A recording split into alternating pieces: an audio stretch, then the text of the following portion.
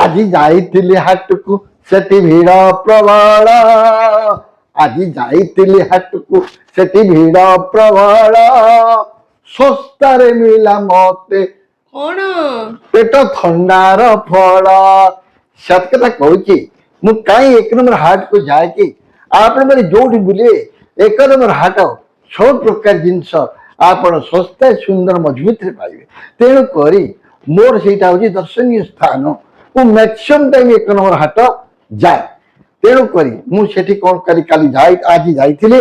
ଆଜି ଯାଇକି ସେଠି ଦେଖିଲା ବେଳକୁ ତରଭୁଜ ବିକ୍ରି ହଉଥିଲା, ତରଭୁଜ। ମାନେ ପେଟର ଥଣ୍ଡାର ଫଳ। ପେଟ ଥଣ୍ଡାର ଫଳ ତରଭୁଜ। ଆପଣମାନେ ବିଶ୍ୱାସ କରିବେନି, ଦେଖନ୍ତୁ ତରଭୁଜଟି ନେଇକି ଆସିଛି। ଏହାର ଦାମ ହଉଛି ମାତ୍ର 20ଟି ଟଙ୍କା।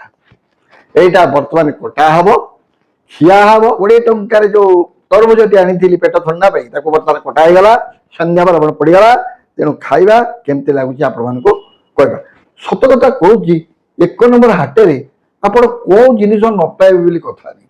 ସବୁ ଜିନିଷ ପାଇବେ, ଆଉ ଶସ୍ତାରେ ମଧ୍ୟ ପାଇବେ। ଖାଇବା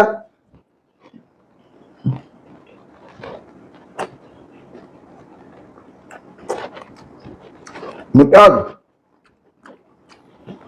ବଢିଆ ମିଠା ଅଛି।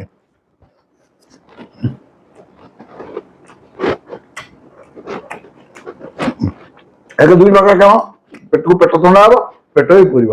ଓ ଓ ଫାର୍ଷ୍ଟ କ୍ଲାସ।